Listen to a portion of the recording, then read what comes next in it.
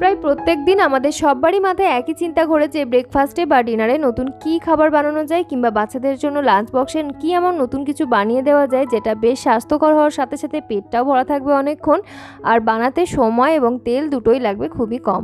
তো সেরকমই একটা নতুন ধরনের রেসিপি তোমাদের সঙ্গে আজকে শেয়ার করছি। এটা তোমরা চাইলে ব্রেকফাস্ট, ডিনার কিংবা লাঞ্চ বক্সে তোমরা অবশ্যই এটা বানিয়ে দিতে পারো। খেতে যেমন টেস্টি ঠিক তেমনই এটা স্বাস্থ্যকরও বটে। তো এর জন্য আমাদের লাগছে সুজি। আমি একটা বড় সাইজের মিক্সিং বোলের মধ্যে নিয়ে নিচ্ছি 1.5 কাপ পরিমাণ সুজি। তোমরা যদি বেশি পরিমাণে বানাতে চাও তাহলে অবশ্যই পরিমাণগুলো একটু বাড়িয়ে নেবে, আর যদি কম পরিমাণে বানাতে চাও তাহলে 1 কাপ দিয়েও বানিয়ে নিতে পারো। 1.5 কাপ সুজির সঙ্গে আমি অ্যাড করে দিলাম 1/2 কাপ পরিমাণ টক দই, আর তার সঙ্গে প্রায় 2 কাপ পরিমাণ জল। যে কাপ দিয়ে আমি টক দই দিলাম ওই কাপেরই প্রায় 2 কাপ পরিমাণ জল এখানে আমি অ্যাড করেছি। জলটা কিন্তু এখানে খুব বেশি অ্যাড করা যাবে না। এবারে সমস্ত কিছুকে একসাথে খুব ভালো করে মিশিয়ে নিচ্ছি, আর ঢাকা চাপা দিয়ে রেস্টে রেখে দিচ্ছি 15 থেকে 20 মিনিটের জন্য। আর এই 15-20 মিনিট টাইমের মধ্যে আমি কিছু উপকরণ তৈরি করে নেব। যেমন এখানে আমি কিছু সবজি ছোট ছোট করে কেটে নিয়েছি, আর গাজরও গ্রেট করে নিয়েছি। ব্যাস 15-20 মিনিট হয়ে গেছে। এখন আমাদের দেখো সুজির মিশ্রণটা বেশ ফুলে গেছে, সুজিটা জলটা সবটাই প্রায় টেনে নিয়েছে। এর সঙ্গে অ্যাড করে দিলাম গোটা জিরে 1/2 চা চামচ, হলুদের গুঁড়ো 1 চিমটে পরিমাণ, আর স্বাদ অনুযায়ী লবণ। এবারে যে সবজিগুলো কেটে রেখেছিলাম, ক্যাপসিকাম, পেঁয়াজ, আর এদিকে ধনে পাতা, কাঁচা লঙ্কা, সেগুলো অ্যাড করে দিলাম। সেই সাথে আমি 2 টেবিল চামচ মতো এখানে গমের আটা অ্যাড করেছি, আর তার সাথে একটা গাজর ওই মিডিয়াম সাইজের গ্রেট করে রেখেছিলাম সেটাও অ্যাড করে দিলাম। দিয়ে সমস্ত কিছুকে একসাথে মিশিয়ে নিচ্ছি। এখানে জল কিন্তু আর আমি ব্যবহার করব না। প্রথমেই যে জলটা ব্যবহার করেছি টক দই এবং জল মিশিয়ে যেটা ব্যবহার করেছি ওইটাই, তার থেকে বেশি জল এই রেসিপিটাতে কিন্তু আর লাগবে না। ব্যাস এবার মিশ্রণটা খুব ভালোভাবে মাখিয়ে নিচ্ছি।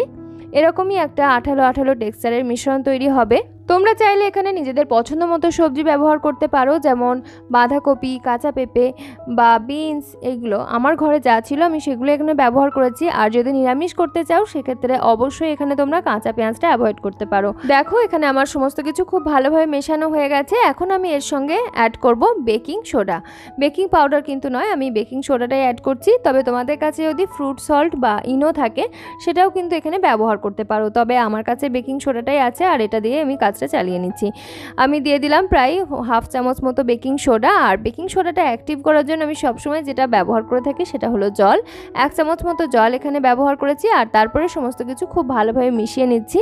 এবারে মিশ্রণটাকে একটা সাইডে রেখে দিলাম। আর আমি আজকের এই টিফিনটা তৈরি করব স্যান্ডউইচ মেকারে। ব্রেকফাস্টে আমরা যে ব্রেড সেঁকি যে স্যান্ডউইচ মেকারে, সেই স্যান্ডউইচ মেকারটাই আমি আজকে ব্যবহার করছি। তোমাদের কাছে যদি এটা থাকে অবশ্যই ব্যবহার করতে পারো। আর তাছাড়া ওয়েফার মেকার থাকলে ওয়েফার মেকার ব্যবহার করতে পারো। তাছাড়া এমনি নর্মাল প্যানেতেও কিন্তু এই ব্যাটারটা দিয়ে নিজেদের পছন্দ মতো শেপে ভেজে নিতে পারো। এপিটোপিট উল্টে পাল্টে হালকা করে তেল ব্রাশ করে নেবে, খেতে খুবই ভালো হয়। তো আমি স্যান্ডউইচ মেকারটাতে ফার্স্টে অয়েল ব্রাশ করে নিচ্ছি। তোমরা চাইলে ফার্স্টে স্যান্ডউইচ মেকারটা প্রিহিট করে নেবে। প্রিহিট করে তারপরে সুইচ অফ করে তেল ব্রাশ করে তারপরে ব্যাটারটা অ্যাড করতে পারো। তো আমি তেল ব্রাশ করে তারপরে এটাকে আমি প্রিহিট করে নিচ্ছি, আর তারপরে ব্যাটার অ্যাড করব। অ্যাকচুয়ালি গরম করে নিয়ে তারপরে যদি ব্যাটার অ্যাড করা হয় তাহলে এই যে আমাদের যে স্যান্ডউইচগুলো তৈরি হবে ওগুলো আটকে যাবে না, না হলে স্যান্ডউইচগুলো অনেক সময় রিমুভ করতে অসুবিধা হয়। স্যান্ডউইচ মেকারটা আমি প্রায় 1 মিনিট মতো প্রিহিট করে নিয়েছি, আর তারপরে এটা আমি সুইচ অফ করে ব্যাটার অ্যাড করছি। ব্যাটারটা এরকমভাবে স্প্রেড করে দিতে হবে, ঠিক যেমনভাবে আমরা ব্রেড সেঁকি ব্রেডের মতো করে আকৃতি করে দিতে হবে। অ্যাকচুয়ালি আমরা তৈরি করছি সুজির স্যান্ডউইচ, যেটা ভীষণই হেলদি, ভীষণই টেস্টি। এই স্যান্ডউইচ তৈরি করার জন্য কোনো প্রকার ব্রেড কিন্তু প্রয়োজন পড়ে না। চারিদিকে সমানভাবে সুন্দর করে ব্যাটার অ্যাড করার পর আমি এখন এর ঢাকনাটা বন্ধ করে দিলাম, আর সুইচ অন করে দিয়ে অপেক্ষা করছি 2 থেকে 3 মিনিটের মতো। যখন দেখা যাবে স্যান্ডউইচ মেকারের চারিদিক থেকে এভাবে ধোঁয়া বেরোতে শুরু করেছে এবং খুব সুন্দর একটা স্মেল বেরোচ্ছে, ঠিক সেই পর্যায়ে আমি সুইচটা অফ করে দেব এবং অপেক্ষা করব 1 থেকে 1.5 মিনিট মতো। যখন অনেকটাই ঠান্ডা হয়ে আসবে এবং ধোঁয়া বেরোনো বন্ধ হয়ে যাবে, সাথে সাথেই কিন্তু এটা খোলা যাবে না। সাথে সাথে খুললে পরে না স্যান্ডউইচটা ভেঙে যেতে পারে, বা নরম থাকার ফলে স্যান্ডউইচটা অন্য কোনো জায়গাতে আটকেও থাকতে পারে স্যান্ডউইচ মেকারের মধ্যে। তো সেই জন্য কিছুক্ষণ অপেক্ষা করার পর এই ঢাকনাটা খুলতে হবে। আসলে আমি প্রথমেই কিন্তু মিস্টেকটা করেই ফেলেছি, প্রথমে খুলে ফেলেছি গরম থাকা অবস্থাতেই, আর দেখেছো স্যান্ডউইচটা ভেঙে গেছে। দ্বিতীয়বারে যেগুলো করেছি সেগুলো আমি দেখো ঠান্ডা করার পরে ঢাকনাটা খুলেছি, আর খুব সুন্দরভাবে তৈরি হয়েছে।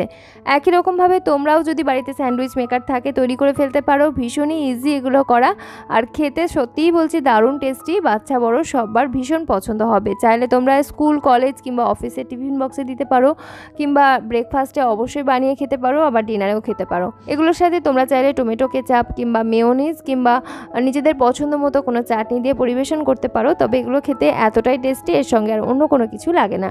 এরকমই নিত্য নতুন স্বাস্থ্যকর সহজপাচ্য টিফিন আইডিয়া তোমাদের সঙ্গে শেয়ার করেছি, যেগুলো খুব চটজলদি তৈরি হয়ে যায়। ভিডিওগুলো তোমরা পছন্দ করছো ভীষণভাবে, আশা করছি আজকের এই ভিডিওটাও তোমাদের পছন্দ হবে।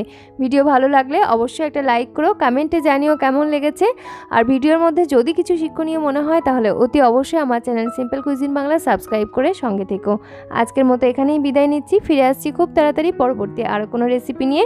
সকলে খুব ভালো থেকো, সুস্থ থেকো, ধন্যবাদ।